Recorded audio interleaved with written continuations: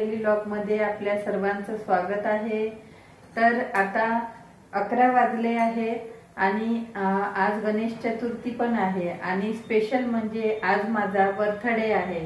त्याच्यामुळे मुलांना पावभाजी खायची होती आणि माझा आणि माझ्या मिस्टरांचा उपवास आहे, त्याच्यामुळे आम्हाला साबुदाण्याचं उसळ करायचं आहे।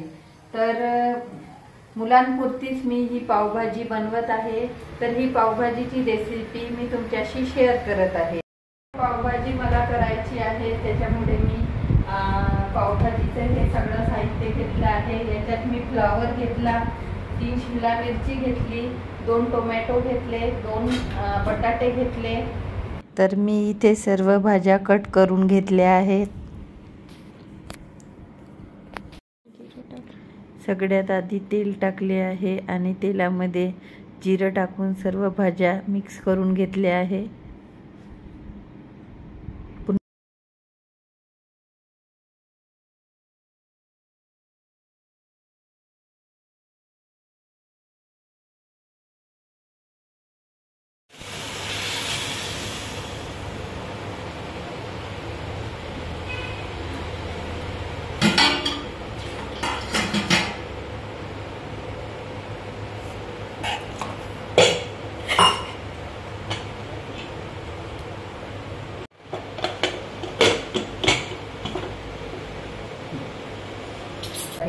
सगळ्यात आधी मी सर्व भाज्या कुकरमध्ये शिजवून घेतल्या आणि कांदा 1 टोमॅटो, 1 शिमला मिरची, लसण अद्रकची पेस्ट, 2 चमचे तिखट, 1 चम्मच मीठ आणि अर्धा चम्मच धनिया पावडर घेऊन घेतला आहे।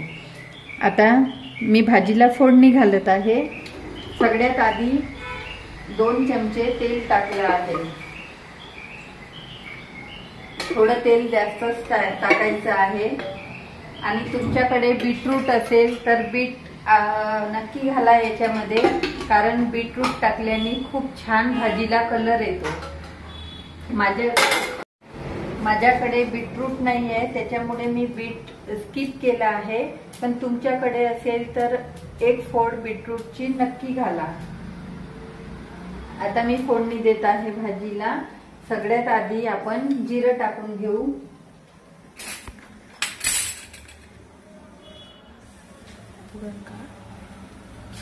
सगळ्यात आधी जिरं टाकून घेऊ।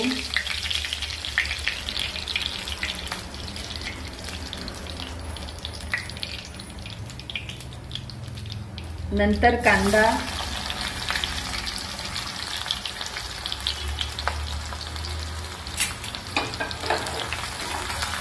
आता छान लसण जिऱ्याची पेस्ट छान याच्यामध्ये फ्राय झाली आहे। तर मी टोमॅटो टाकून घेते, कारण की टोमॅटो शिजायला वेळ लागतो।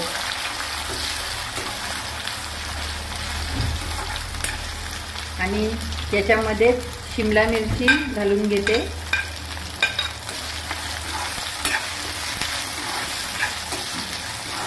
शिमला मिरची छान फोडणीत परतल्यानंतर आता मी याच्यामध्ये टाकून घेत आहे 2 चमचे तिखट, 1 चम्मच मीठ, अर्धा चम्मच हळद, अर्धा चम्मच धनिया पावडर। हे बेसिक मसाले फोडणीत टाकल्यानंतर हे मसाले छान फ्राय होऊ द्यायचे। आणि आता मी या फोडणीमध्ये टाकत आहे 1 चम्मच पावभाजी मसाला। पावभाजी मसाला फोडणीमध्ये टाकल्याने भाजीला खूप छान टेस्ट येते आणि रंग पण भाजीला चढतो। आणि याच्यानंतर कुकरमध्ये ज्या भाज्या आपण शिजवून घेतल्या होत्या त्या भाज्या मी मॅशरनी छान मॅश करून घेतल्या आणि त्या भाज्या आता फोडणीमध्ये टाकून घेत आहे। ह्या भाज्या सर्व छान मिक्स झाल्यानंतर कढईवर प्लेट झाकून ही भाजी छान शिजवून घ्यायची आणि त्याच्यानंतर 1 वाटी पाणी घालून ह्या भाजीला छान स्टीम काढून घ्यायची। त्याच्यानंतर आता गरमागरम पावभाजी खाण्यास आपली आहे तयार। इथं मी तव्यावर 1 चम्मच तेल टाकून त्याच्यावर पाव छान खरपूस भाजून घेतले आहे।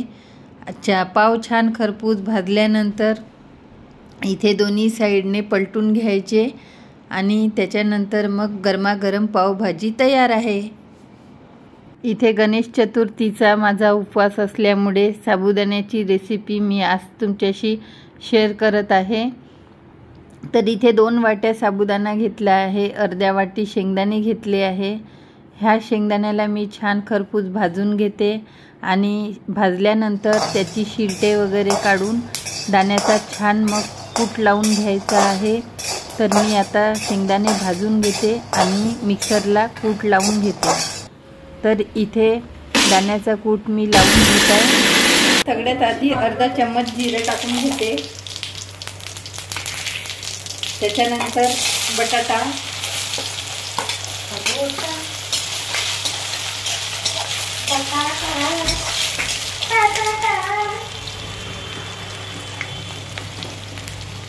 बटाट्यामध्ये थोडे साबूत शेंगदाणे, बटाट्यामध्ये थोडे साबूत शेंगदाणे टाकले आहे।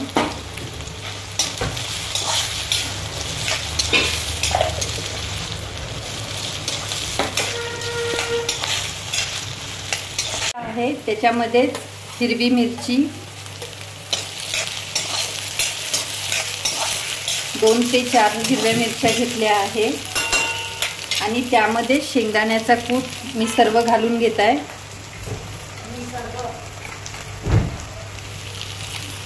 शेंगदाण्याचा कूट घालून घेतलेला आहे।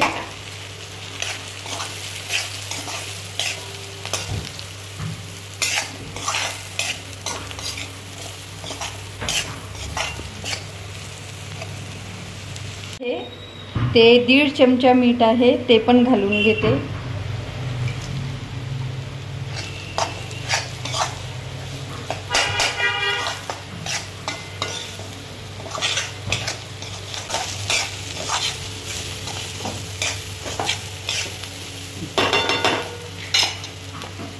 छान साबुदाणा मोकळा करून घेतलेला आहे आणि थोडा थोडा यामध्ये टाकत आहे। मैत्रिणींनो, छान साबुदाणा मोकळा करून घ्या, ज्याने साबुदाण्याचे गडे पकडणार नाही आणि साबुदाणा मोकळा सुटसुटीत होईल।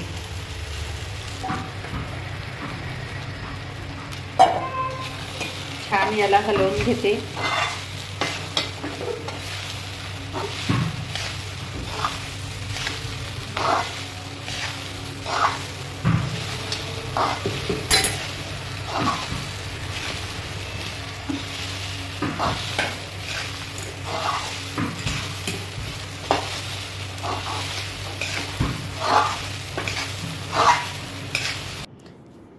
तर हा साबुदाणा आता खाण्यासाठी रेडी आहे। तर आता देवाला नैवेद्य वगैरे काढून घेतो आम्ही आणि नंतर नाश्ता करते। चला, तर मी आधी मुलांना पावभाजी देऊन देते आणि आम्ही उसळ खाऊन घेते आणि मुलं पावभाजी खात आहे। तर आधी नाश्ता करून घेते आणि मग बोलते तुमच्याशी।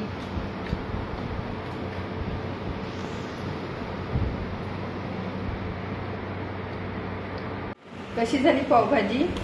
एकदम छान झाली। वाह। तर बघा ताईंनो, किती सुंदर मस्त असं झाड माझ्या बाल्कनीमध्ये झालं आहे। एकच पाऊस पडून गेला आहे तरी पण किती छान हिरवेगार ताजेतवाने आणि टवटवीत पानं याचे झाले आहे। इथे संध्याकाळी चंद्रोदयाच्या वेळी मला गणेश चतुर्थीची पूजा करायची होती, तर मी इथे आता पूजेसाठी सुंदर थाली सजवून घेतली आहे। इथे मी गणेशजीच्या नैवेद्यासाठी छान पेढ्याचे मोदक तयार केले आहे। तर आता मी देवाला नैवेद्य दाखवून घेते।